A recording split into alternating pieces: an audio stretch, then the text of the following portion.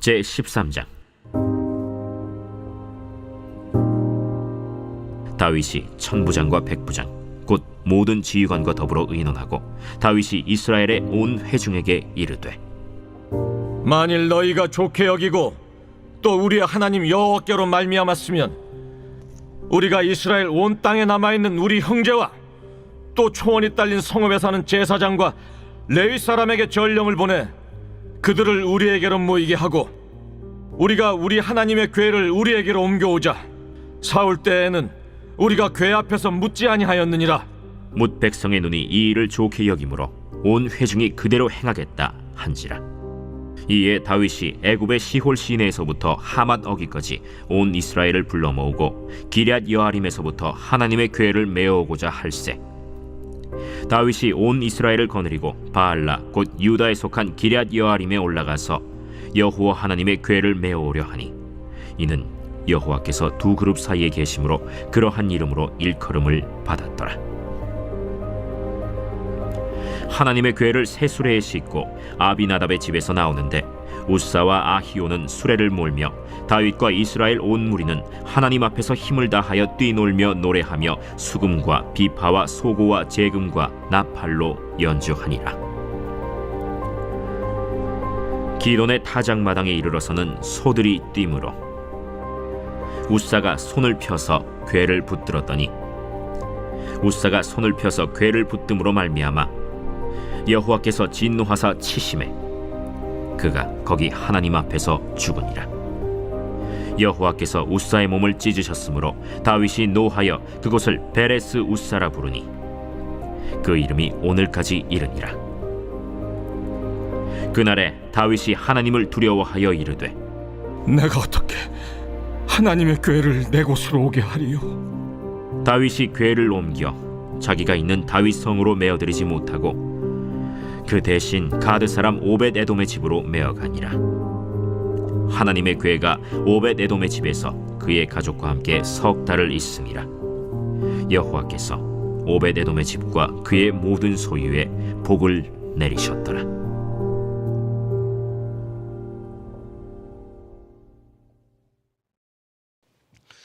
오늘도 주님의 보좌 앞으로 나오신 성도들에게 하나님의 은혜와 평강이 함께 하시기를 축원드립니다. 오늘 역대상 13장 함께 살펴보겠습니다. 역대기는 남유다의 역사를 다루고 있습니다. 이것은 포로기에 있었던 유대인들의 정체성을 알려주기 위하여서 기록된 성경입니다. 바벨론의 2등 시민으로 살아가고 또 예루살렘 폐허에 귀환한 사람들에게 그들의 정체성 그리고 자신의 조상들의 위대함을 보여주는 자긍심 그리고 어떻게 삶을 살아가야 될지 그 방향성을 제시하기 위하여 역대기가 기록이 되었습니다.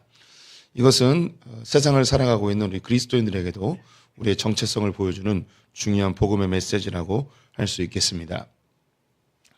역대기는 이스라엘의 족보로부터 시작이 되는데요. 아담으로부터 시작되어진 족보는 하나님께서 이스라엘 민족을 택하여 부르셨음을 보여주고 있습니다. 또 그들의 조상들의 업적들, 또 정복한 땅들, 중요한 사건들을 이야기하면서 그들의 자긍심을 높여주고 있지요. 그런데 이렇게 위대했던 민족이 왜 포로로 끌려가게 되었는가? 성경은 여호와 앞에 범죄하였기 때문이라고 기록하고 있습니다. 그리고 그 해답도 제시해주고 있는데요. 그것은 예루살렘으로 돌아와 성전으로 들어가는 것이 그들의 해답이었습니다. 그런데 단지 성전에 들어가는 것, 예루살렘에 오는 것이 정확한 답은 아니고 그 성전으로 가서 하나님께 묻고 하나님의 말씀을 듣는 것이 그들의 문제를 해결하는 정확한 답임을 또 알려주고 있습니다. 최초의 왕이었던 사울이 하나님께 버림을 받았는데 그 버림받은 이유가 하나님께 묻지 않고 하나님의 말씀을 듣지 아니하였기 때문이라고 기록하고 있습니다. 그 뒤에 나오는 다윗은 하나님께 인정받는 왕이 되는데 그 이유가 바로 하나님께 묻고 하나님 말씀을 듣기를 즐겨했던 왕이었기 때문이죠. 다윗이 왕이 된 이후에 여러 사람들이 다윗을 돕기 시작했습니다. 그와 함께 도망자의 세월을 보냈던 그 초기의 30여 명의 용사들, 그 위에 400명 그리고 600명 그리고 헤브론에서 이스라엘 통일 이스라엘 왕이 될 때는 12지파에 있는 모든 군사들이 헤브론으로 달려와 다윗 앞에 무릎을 꿇고 다윗을 왕으로 세우는 장면을 보여줍니다. 이렇게 다윗이 모든 백성들의 지지를 받으며 왕위에 올랐는데 그가 번성하고 그가 강대한 나라를 만들었는데 그 중심에 무엇이 있는가? 오늘 13장, 14장, 15장에 걸쳐서 바로 그 중심에는 다윗이 하나님께 인정받고 다윗이 하나님께로부터 사람이 붙여지는, 즉 사람을 통하여서 복을 받는, 사람들에게 인정받는 그 핵심에 뭐가 있었는가? 그것은 바로 하나님의 법궤 앞에 나와 하나님께 묻고 하나님의 말씀을 듣는 삶이 있었다는 것을 보여주고 있습니다. 오늘 13장은 법궤를 1차 옮기는 장면인데요. 우리가 익히 많이 들었던 내용이기도 합니다.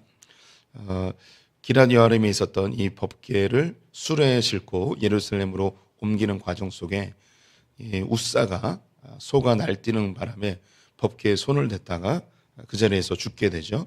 그리고 오베데돔의 집에 3개월 동안 보관해 두었는데 오베데돔의 집이 복을 받는 모습을 보면서 다윗이 2차로 다시 옮겨오는 장면을 보여주고 있습니다. 이제 내일 보게 되어질 이제 14장에서는 블레셋과의 전쟁이 있거든요. 그런데 이 블레셋과의 전쟁이 원래 이 법궤를 1차 옮기기 전의 장면이에요. 그래서 그 사무엘서의 기록을 보게 되면 블레셋과의 전쟁이 있었고 그리고 법궤 1차 이동이 있었고 그리고 3개월이 지나 2차 이동이 있습니다. 네, 내일 다시 자세히 보시겠지만 이것을 이렇게 좀 순서를 바꿔놨어요. 이것은 우리 그 처음에 역대기를 읽는 독자들에게 궁금증 혹은 집중도를 더 높이는 문해적인 그런 표현이기도 하고요. 또 이 안에 숨겨진 메시지도 있습니다. 그것은 내일 조금 더 보도록 하겠습니다. 이 법궤는 엘리 제사장 때에 사라지게 되었습니다. 그것은 블레셋과의 전투가 있었는데 1차 전체 전투에서 패배하게 되었습니다. 백성들은 왜 전쟁에서 패배했는가 고민을 하게 되었고 그 이유를 하나님이 이 전쟁에 개입하지 아니하였기 때문이다라고 내리게 됩니다. 그러면 어떻게 하나님이 이 전쟁에 개입할 수 있게 할 수 있는가? 하나님이 개입할 수 있게끔 하나님의 현현, 하나님의 임재의 상징이었던 법궤를 가지고 나가면 하나님이 이 전쟁에 개입하실 것이다. 그래서 법궤를 가지고 나갔다가 법궤를 마치 우상처럼 이용하다가 전쟁에서 패하고 엘리 제사장의 아들이었던 홈리와 비나스도 다 죽게 되고 그리고 법궤도 빼앗기게 되지요. 이 법궤를 빼앗기고 아들들이 죽었다는 이야기를 듣고 엘리 제사장은 놀래서 뒤로 자빠져 목이 부러져 죽는 일이 발생합니다. 이 법궤는 블레셋의 전리품으로 빼앗겼다가 법궤가 가는 곳마다 재앙이 일어나자 이 블레셋 사람들은 이 법궤를 유다 땅으로 돌려보내게 되죠. 이 돌려보내진 이 법궤 때문에 또 이스라엘 백성들이 함부로 대했다가 재앙이 임하게 되자 아주 깊은 산골에다가 숨겨놓게 됩니다. 거기가 바로 기럇 여아림이었습니다. 이곳에서 이제 20여 년 동안 보관이 되었는데 시간이 지나고 이제 이 사울이 왕위에 오르게 됩니다. 근데 이 사울이 이 법궤를 찾아올 생각을 안 하고 이 사울 때도 그냥 방치가 되어지죠. 그렇게 해서 이제 40여 년이 지나며 기럇 여아림에서 이 법궤를 관리하던 사람들도 이것을 시간이 지나니까 잊어버리게 되고 저 깊은 창고에 그냥 처박혀 놓는 상태가 되어버렸습니다. 그러다가 이제 내일 보게 될 블레셋과의 전투가 있었어요. 이때에 다윗이 블레셋과 전투하다가 승리하게 되고 그 과정 속에서 이 기럇 여아림에 있었던 법궤를 발견하게 됩니다. 이 내용은 시편에 기록이 되어 있는데요. 그래서 다윗이 깜짝 놀라서 군대를 동원해서 가서 살펴보라고 했더니 정말 법궤가 있는 거예요. 그래서 이제 이 법궤를 옮겨오는 작업을 하게 됩니다. 이 법궤를 옮겨옴에 있어서 그냥 자기가 독단적으로 옮겨오지 않고요. 1절 말씀을 보게 되면 오늘 본문 다윗이 천부장과 백부장 곧 모든 지휘관과 더불어 의논하고 라고 되어 있습니다. 아까 이야기했듯이 블레셋과의 전투를 하였는데 이 과정에서 우연히 이 법궤 이상한 물건이 발견이 된 거예요. 군사들에 의해서. 그래서 지휘관들을 다 모아서 이게 뭐냐 가서 확인해 봐라. 그래서 서로 의논하고 결정을 한 거죠. 이 법궤를 가져오기로 합니다. 근데 이 법궤를 가져올 때에 어떻게 이야기를 하는가? 3절 말씀을 보시게 되면 우리가 우리 하나님의 궤를 우리에게로 옮겨오자. 사울 때에는 우리가 궤 앞에서 묻지 아니하였느니라 하매. 다윗이 지휘관들과 온 이스라엘 사람들에게 이 법궤를 옮겨오게 될 텐데 왜 이 법궤를 옮겨와야 되는가? 그 이유가 하나님께 묻기 위해서 이 법궤를 가지고 온다는 거예요. 이 다윗은 이 법궤의 활용 방법을 정확하게 알고 있었습니다. 다윗이 이것을 어떻게 알았는지 이것도 참 신기하긴 합니다. 다윗이 모세오경을 어릴 때부터 즐겨 읽었을 것 같지 않고 그 두루마리 모세오경은 성막에 가서야만 볼 수 있는 그런 것이었기 때문에 쉽진 않았을 텐데 아버지가 알려줬다 보기에도 좀 어렵고 아니면 어린 17살쯤에 사무엘에 의해서 기름 부음을 받아 사무엘에게 어떤 교육을 받았는지 알 수 없습니다. 하지만 다윗은 법궤의 이용 방법을 정확하게 알고 있었습니다. 하나님이 기럇 여야림에 이 법궤를 제가 숨겨놓았다고 말씀드렸잖아요. 하나님은 자신의 영광을 스스로 보호하시는 분이십니다. 자기의 영광이 훼손되는 걸 극도로 꺼리시는 분이시죠. 그래서 자기의 이름을 함부로 부르지 못하게 하고 하나님을 보지 못하게끔 늘 구름이나 연기로 스스로를 가리시는 분이십니다.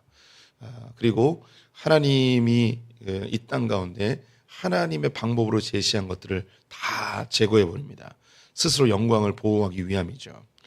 성막에 잔재가 하나도 없고요. 성전에 잔재도 하나도 없습니다. 심지어 예수님의 죽으심의 흔적도 하나도 없습니다. 예수님의 십자가, 예수님이 지셨던 십자가가 남아있으면 어쩌면 전쟁까지 일어날 겁니다. 예수님이 쓰셨던 가시면류관 존재하지 않습니다. 예수님을 싸맸던 세마포 이런 것도 존재하지 않습니다. 하나님은 아세요. 이런 게 남겨놓으면 이것이 분명히 우상으로 변질되는 것을 알기 때문에 하나님은 그런 흔적들을 다 제거해 버리십니다. 하나님이 스스로 자신의 영광을 보호하시는 것이죠. 참고로 성지순례를 가게 되면 예수님이 골고다까지 올라가는데 예수님이 5번인가 넘어지셨대요. 그래서 이 5번 넘어진 데마다 다 성당이 세워져 있어요. 참 놀랍죠. 굳이 그렇게 근데 정확하게 정말 거기서 쓰러졌는지 누가 알겠는가라는 의문도 들기도 합니다. 예루살렘에 가면 예수님의 무덤이 있는데 이 무덤도 진짜 예수님이 묻혀 있었던 무덤이라는 걸 아무 사실 증거도 없습니다. 고고학적으로 입증할 수도 없고요. 그런데 사람들은 거기를 예수님의 무덤이라고 생각해서 그렇게 줄을 서서 그 안에 들어갑니다. 예수님의 무덤은요 반질반질해요. 거기에 손을 얹고 기도하면 기도가 잘 들어진다고 전해주는 전설이 있습니다. 그래서 다들 그 안에 들어가서 기도하죠. 저도 하긴 했어요. 근데 거기서 한다고 무슨 의미가 있겠습니까? 그리고 거기 이 예루살렘 그 골고다에 있는 예수님의 죽으신 무덤 성당이 있는데 여기는 6개의 구역으로 나누어져 있어서 6개의 교파들이 여기를 다 이렇게 관리하고 있어요. 신기한 게 금만 넘어가도 싸움이 나요. 이게 사람이 가지고 있는 우상을 만드는 속성이죠. 법궤가 우상으로 이미 이용이 되었고 하나님은 이 법궤를 보호하실 필요가 있으셨습니다. 그래서 기럇 여아림 깊은 숲속이었는데 여기다가 숨겨놓으시죠. 숨겨놓으시는 이유 이 법궤를 제대로 사용할 사람을 기다리셨습니다. 사울은 법궤를 찾을 생각을 하지 아니하였고 이 법궤를 찾지 않은 이유는 하나님께 묻고자 하지도 아니하였습니다. 이 사울이 마지막에 그 통치의 불안함을 느낄 때 엔돌의 신접한 여인에게 찾아가서 사무엘의 영혼을 끌어올려서 묻는 작업이 있었잖아요. 근데 왜 그렇게 엔돌의 신접한 여인에게까지 갔는가? 하나님이 우림과 둠빔으로도 대답하지 않고 선지자들을 통해서 대답하지도 않으시고 꿈으로도 이야기하지 않으시고 그래서 답답하니까 엔돌의 신접한 여인을 찾아갔던 거예요. 그런데 하나님이 그렇게 꿈으로도 이야기하지 않고 우림으로도 이야기하지 않고 그렇게 이야기하지 않으시는 이유는 뭐냐? 하나님 기다리는 거죠. 하나님께 와서 좀 물어보라고, 하나님께 좀 기도해 보라고, 하나님께 좀 질문을 해보라고. 하나님은 계속 기다리면서 응답하지 않으시는 거죠. 먼저 말을 걸지 않으시는 거예요. 하나님께 묻기를 기다리시는 거죠. 그 답답했던 사울이 무당에게까지 찾아가는 일이 발생하게 되었습니다. 이제 이 다윗 때에 이 법궤가 드러나게 됩니다. 이건 하나님께서 드러나게 하신 거예요. 전쟁하던 군인들에게 우연히 그 기란 여아림의 법궤가 발견되도록 하나님이 섭리하신 거죠. 왜냐? 다윗은 이 법궤의 활용 방법을 알고 있었어요. 하나님께 나와서 묻고 하나님의 말씀을 듣는 현장이라는 거죠.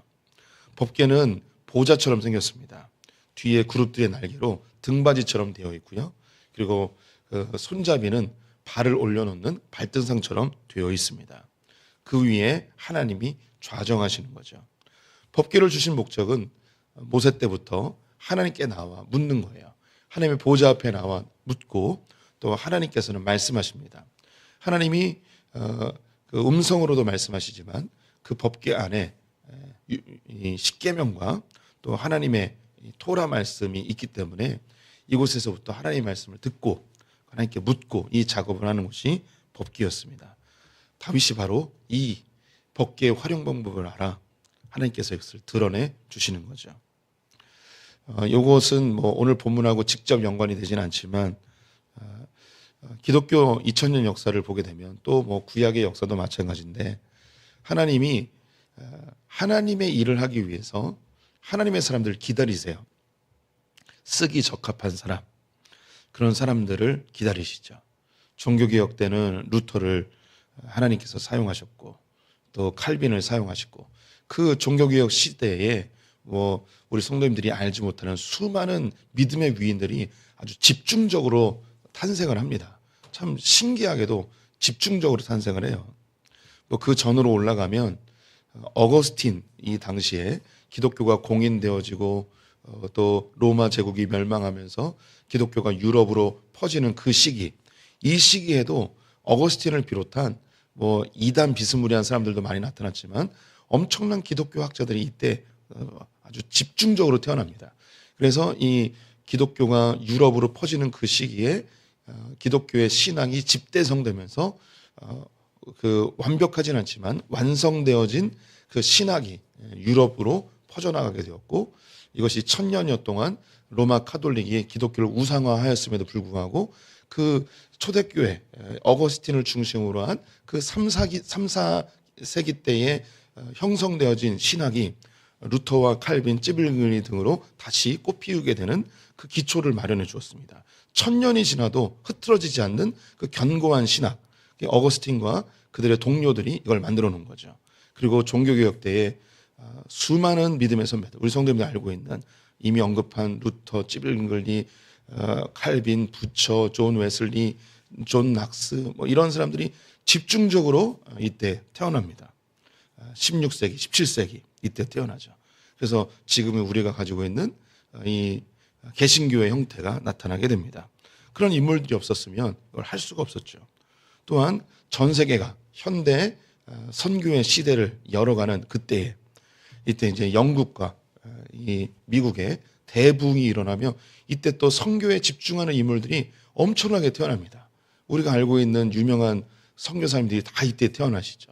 뭐 우리가 알고 있는 D.L. 무디, 또 윌리엄 캐리, 리빙스턴, 허드슨 테일러, 우리 한국에 오신 토마스 선교사님, 그 외에 뭐 그 아펜젤러, 언더우드, 그 외에 한국에 오신 분들이 다 이 19세기 이때 다 태어나셨어요. 그래서 하나님이 이렇게 집중적으로 일을 하시는 걸 보게 돼요. 하나님이 일을 하실 때 하나님의 사람들이 나타나게 되죠. 한국이 하나님께 쓰임 받으려면 하나님께 다시금 귀한 도구로 쓰임을 받으려면 우리가 뭘 기도해야 되냐면 하나님의 사람들이 나타나기를 기도해야 됩니다.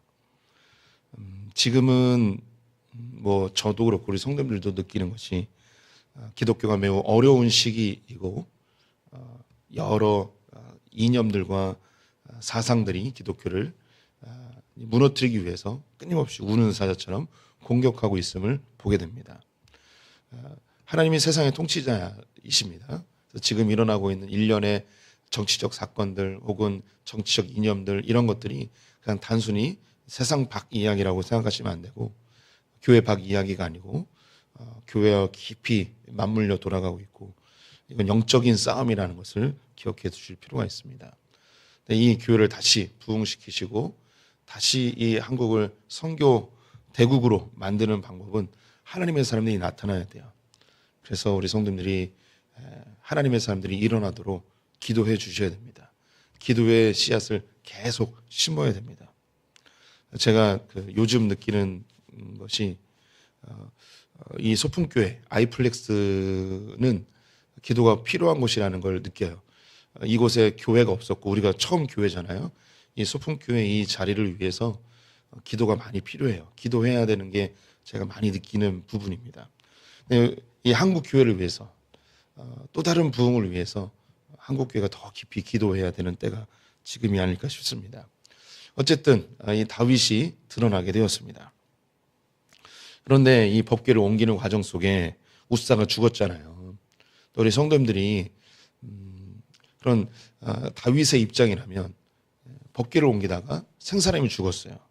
그것도 하나님께 벌받아서 죽었죠. 몸이 찢어졌다고 그랬어요. 성경에. 아마도 벼락을 맞은 것 같아요. 그래서 몸이 터져서 죽은 것이 아닌가 싶습니다. 그런 것을 두 눈으로 본 거죠. 몸이 찢어질 때 사방으로 퍼져나갈 그 피와 살덩어리들이 얼마나 사람들에게 충격이었을까요? 그럼에도 불구하고 다윗은 이 법궤 옮기는 것을 중단하지 않습니다. 다윗은 이 사건에 집중하지 않고 이 법궤에만 집중하는 모습을 보게 되죠. 하나님께 묻고 하나님의 음성을 듣는 것이 이 나라를 살리는 아주 중요한 최우선되어져야 될 사항임을 알게 됩니다. 그리고 다음 장에 이 법궤가 다윗의 장막에 머물게 되고 다윗은 번제단을 통과하지 않고 성소도 통과하지 않고 바로 지성소로 들어가 하나님께 묻는 일을 계속합니다. 제가 이 묻는다는 말을 이 역대기에서 자주 이야기하는데요. 역대기에 이 묻다라는 단어가 43번 나옵니다. 여호와께 묻다라는 단어가 43번 나와요. 구약 성경 전체에서 이 묻다라는 단어가 이 역대기의 4분의 1이 나옵니다. 한 130회 정도 등장을 하는데 그 중에 4분의 1이 이 역대기에만 등장을 해요. 그만큼 이 역대기는 성전으로 나와 하나님께 묻고 하나님의 말씀을 듣는 것이 얼마나 중요한지를 보여주고 있는 거죠. 하나님께서 예수 그리스도를 이 땅에 보내셔서 십자가에 달려 죽게 하셨습니다. 그리고 우리를 정결케 해주셨죠. 그리고 우리 마음속에 하나님이 임재할 수 있는 조건을 만드셨습니다. 그리고 하나님께서는 우리 안에 좌정하시고 그 하나님과 소통할 수 있게끔 성령님을 보내주셨죠. 그래서 이 성령님이 우리 안에서 하시는 중요한 일, 하나님과 교제할 수 있게끔, 하나님과 인격적인 만남을 할 수 있게끔, 더 쉽게 하나님께 묻고 하나님의 말씀을 들을 수 있게끔 해주셨습니다. 그래서 하나님 우리에게 쉬지 말고 기도하라고 하죠. 쉬지 말고 하나님께 대화하라는 거예요. 24시간 기도하라는 그런 의미가 아니고 언제든지 쉬지 않고 언제든지 얘기해도 나는 너의 이야기를 쉬지 않고 들을 준비가 되어 있다는 하나님의 말씀입니다. 하나님께서 아들을 죽이면서까지 우리에게 너무너무 기대하셨던 건 뭐냐? 그것은 하나님이 우리와 대화하고 싶으신 거죠. 하나님께 묻고 대답하고. 이 새벽에 나오신 분들 너무너무 잘하셨습니다. 하나님께 이야기하러 오신 분들, 단지 내가 원하는 것 주절주절 하나님께 이야기하는 게 아니라 내 마음의 생각과 나의 묵상까지도, 깊은 고민까지도 그냥 이야기하는 거예요. 대화하듯이 이런저런 하나님과의 잡담을 해보십시오. 그냥 기도가 너무 어려워요 라고 하는 분들, 기도가 5분 하면 끝나요 라는 분들, 이건 기도의 제목만 이야기하기 때문일 것입니다. 그냥 친구랑 이야기하듯이, 연인과 이야기하듯이, 배우자와 이야기하듯이 하나님께 이런저런 이야기를 해보십시오. 저의 그 기도, 새벽 기도를 잠깐 소개하면, 저는 새벽에 앉으면 어제의 일을 떠올립니다. 그래서 어제 만났던 사람들, 어제 있었던 일들, 이런 것을 하나님께 이렇게 얘기해요. 하나님, 어제 누구 만났고요, 이런 이야기를 했고요, 이런 사람을 만났고 참 아픔이 있고 참 하나님의 도우심이 필요합니다. 어제 있었던 일을 하나님께 늘 이렇게 얘기해요. 그리고 그게 끝나면 오늘 할 일에 대해서 주님께 묻습니다. 하나님, 오늘은 이런 데 가고요, 이런 일을 할 거고, 여기에는 하나님 이렇게 도와주셨으면 좋겠고, 그리고 여기서 더 나아가서 이제 요즘 저에게 일어난 이슈들, 또 교회 사역들, 앞으로의 계획들, 이런 걸 하나님께 이렇게 얘기해요. 그래서 기도가 하나님하고 대화하는, 그냥 속삭이는 그런 느낌이 있어요. 저는 그 장의자가 있을 때는 이제 엎드려서 기도하는 걸 좋아하거든요.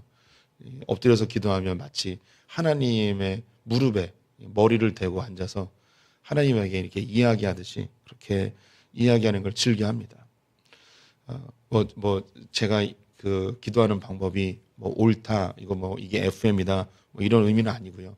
제가 우리 성도들에게 말씀드리고 싶은 건, 하나님이 자기 아들을 죽이면서까지 우리와 너무너무 하고 싶은 거, 내가 너희랑 대화하고 싶다, 너희 이야기를 듣고 싶다, 너희 이야기를 나에게 좀 해달라, 이거죠. 제 아들이 셋 있잖아요. 요즘 아이들이 저랑 대화를 안 합니다. 뭘 물어봐도 단답형 예, 아니요로만 대답하는 정말 삭막한 시대를 저를 걷고 있습니다. 계속 물어도 그만 물어보래요. 귀찮다는 거죠. 다 경험이 있으실 겁니다. 아버지들, 어머니들 제일 길 기쁨이 자식들이 옆에 와서 제잘 될 때 얼마나 기쁩니까? 하나님이 우리를 자녀 삼아 주셨는데 우리에게 기대하시고 우리랑 함께하고 싶은 거, 우리랑 대화하고 싶으세요. 주절주절 제잘 얘기하는 걸 너무너무 좋아하십니다. 오늘 새벽에 기도 제목 말고도 그냥 하고 싶은 이야기 하나님께 주절주절 제잘 하다 가시기를 권면을 드립니다. 하나님이 우리의 목소리를 너무너무 듣고 싶어 하십니다. 하나님과 대화하시는 성도 되시기를 축원드립니다. 기도하겠습니다. 하나님, 법궤를 숨겨놓으셨다가 다윗 때에 공개하시고 하나님께 묻고 대화하는 그 시간을 간절히 소망하셨던 주님, 이제 우리는 거룩한 성전이 되어 성령 하나님이 임재하시며 주님과 대화하고 소통할 수 있게 하시니 감사합니다. 쉬지 말고 대화하자고 우리를 초대하시는 주님, 우리가 부르면 언제든지 응답하겠다고 말씀하신 주님, 아버지라 부를 수 있는 특권을 주신 주님 감사합니다. 이 특권을 날마다 쉬지 않고 항상 누리는 자들 되게 하여 주시옵소서. 하나님이 일 잘하는 사울이 아니라 주님과 친한 다윗을 인정해 주셨던 것처럼 소풍의 성도들이 하나님과 더욱 친해지게 하여 주시옵소서. 오늘 하루 주님께 의탁하며 예수님의 이름으로 기도드렸습니다. 아멘.